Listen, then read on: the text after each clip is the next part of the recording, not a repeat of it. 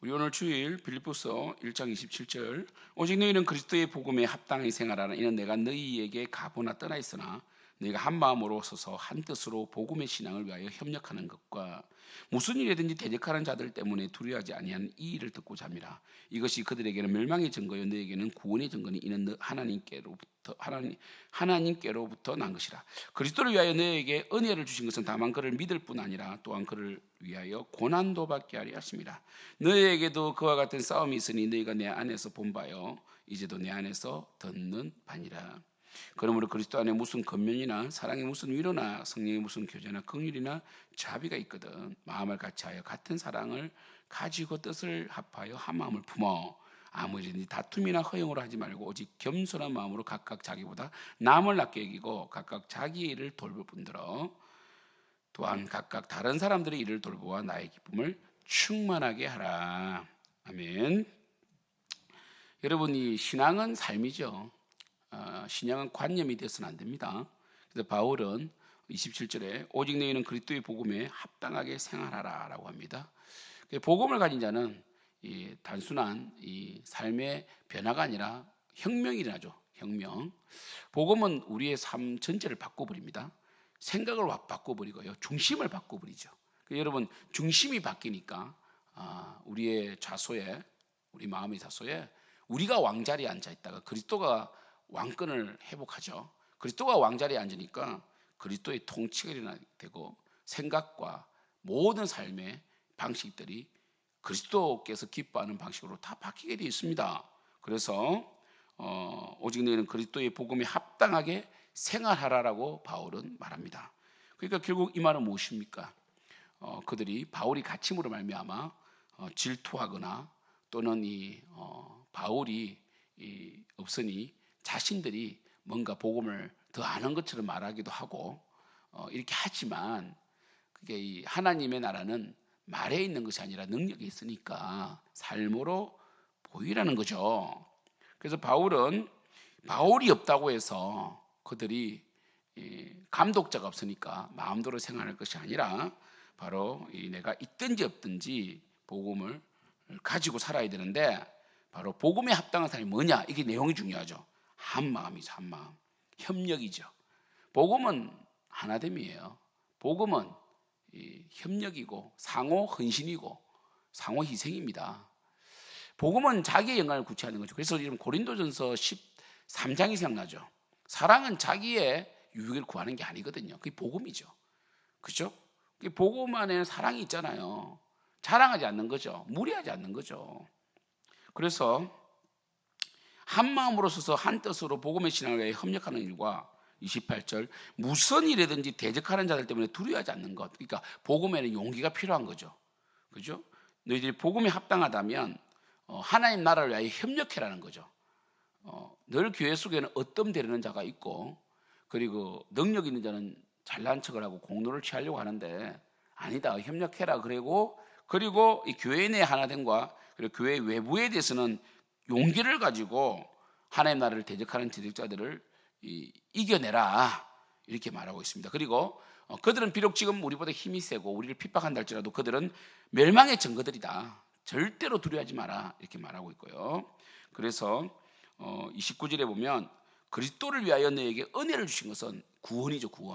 구원과 은사를 주신 것은 그냥 믿어서 천국 가는 것이 아니라 이 땅에서 고난이 있다는 거죠. 왜? 이 땅은 공중권세 잡은 자가 이 힘을 발휘하고 있기 때문에 여전히 마귀가 이 땅에 있기 때문에 고난이 있습니다. 예수를 믿는 자는 죽이기로 작정되어 있단 말이에요. 만물의 찢기처럼 되어 있단 말이에요. 그래서 이 고난을 피할 수가 없어요. 예수 믿음으로 고난을 피할 수가 없습니다. 30절 너희에게도 그와 같은 싸움이 있으니 너희가 내 안에서 본 바요 이제도 내 안에 듣는 바니라. 그래서 우리에게도 그죠? 싸움이 있죠. 늘 우리는 이 이단의 위협과 그리고 이 기독교에 대한 핍박이 있습니다. 앞으로도 심해질 거예요. 그리고 이 교회 내에서는 이 마귀의 어떤 이 분열의 영, 그죠? 이런 역사들이 있단 말이에요. 그러므로 2장 1절에 우리가 무슨 겉면은 할 수밖에 없죠. 왜냐하면 부족하니까 뭔가 이런 부분에서 좀 우리가 이렇게 하자. 이 겉면 또 위로나 사랑의 무슨 위로나 성령의 무슨 교제나 긍휼이나 자비가 있거든.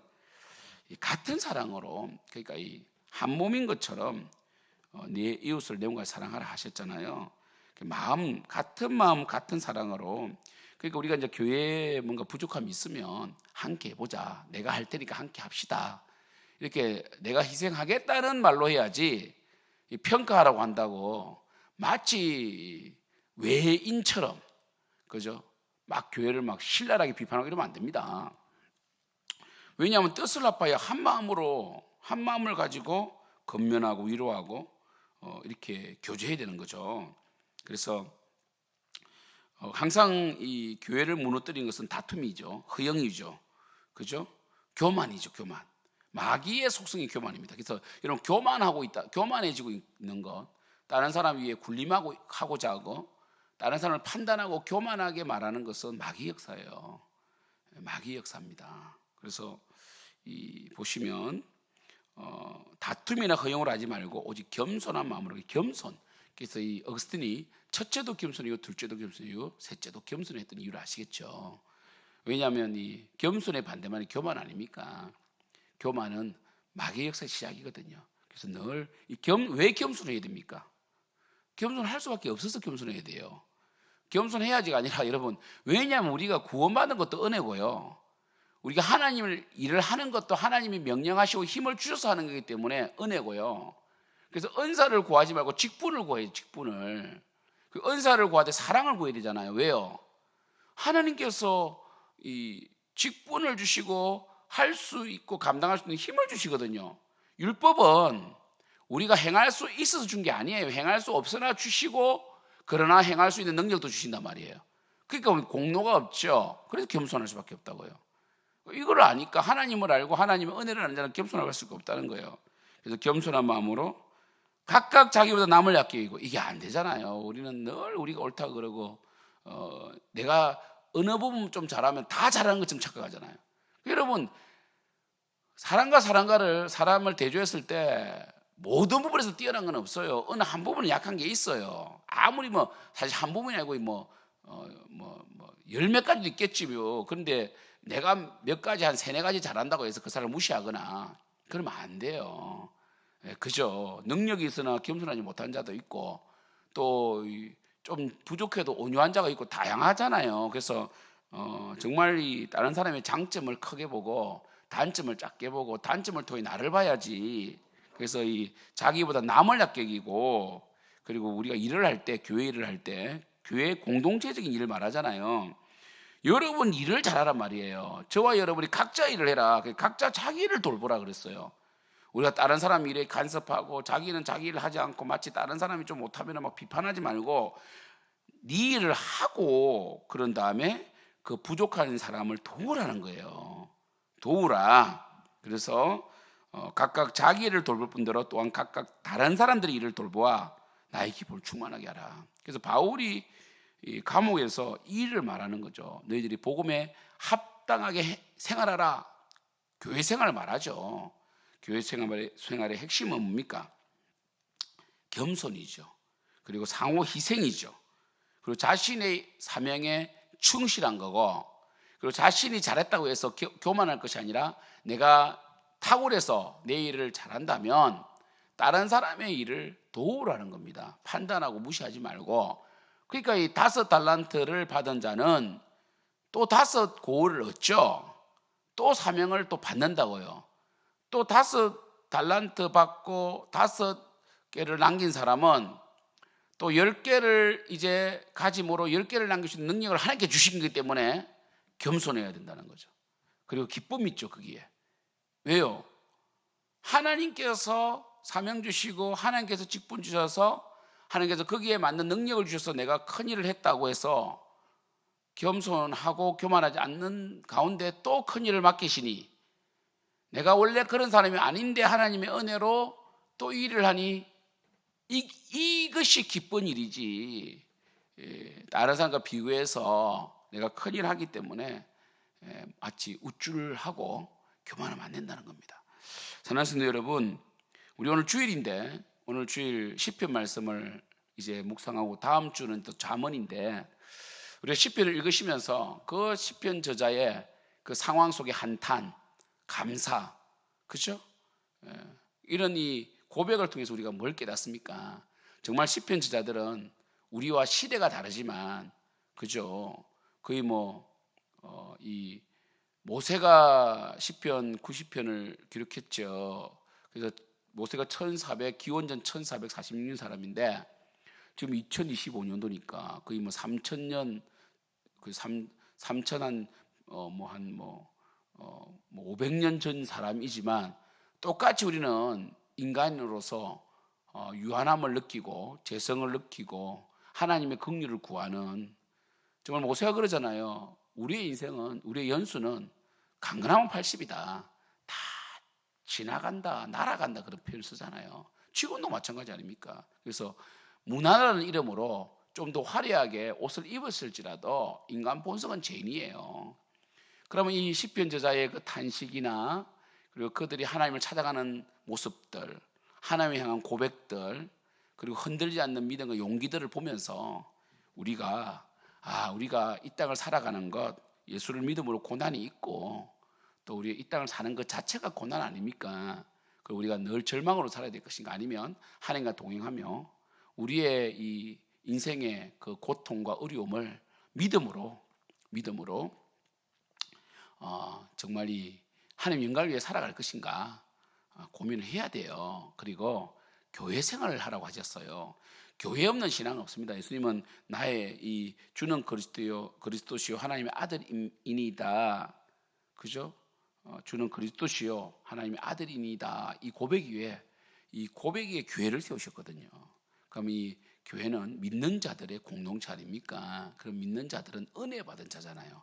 겸손할 수밖에 없잖아요. 그리고 예수님이 십자가를 따라가잖아요. 그러면 서로의 부족함을 채워주는 거고, 그리고 서로를 위하여 사는 존재들의 말이에요. 그래서 우리 교회가 정말 이 빌립보 교회처럼, 그죠? 빌립보 교회도 다툼이 있었습니다. 뒤에 보면 유오디아와 순두개가 다투었다고 되어 있어요. 두 여성 지도자가 다투었다고 되어 있거든요. 안 다투는 교회가 없을 정도로 인간이 재성이 있는 곳에 늘 질투와 미움이 있어요. 그러나 그렇다고 그것을 그럴 수밖에 없다는 게 아니죠.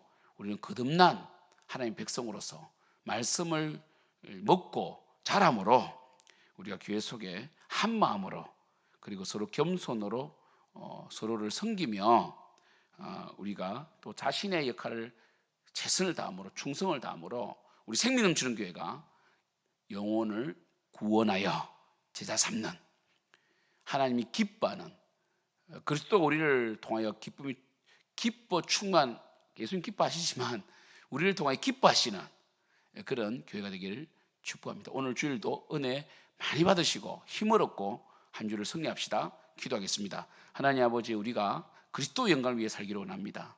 주여, 우리의 삶의 중심이 그리스도고 그리스도께서 은혜 주시고 구원하여 주셔서 이렇게 교회 생활하게 하시고 직분도 주시고 사명도 주셨는데 한 마음으로 하나님의 몸된, 주님의 몸된 교회를 세워나가고 이곳에서 충성을 다하고 헌신하여 나의 역할을 감당하고 또한 역할을 감당했다고 교만한 것이 아니라 다른 사람 일을 돌아보아 한 마음, 한 뜻, 한 고백, 한 사랑으로, 그리스도의 사랑으로 우리 교회가 하나 되게 하여 주셔서 멋지게 주의 영광을 위하여 쓰임받을 수 있도록 축복하여 주시며, 오늘 주일 예배를 섬기는 수많은 봉사자들 축복해 주시고 기쁨으로 주님을 섬겨 나갈 수 있도록 성령 충만케 하소서. 예수님 이름으로 기도드립니다.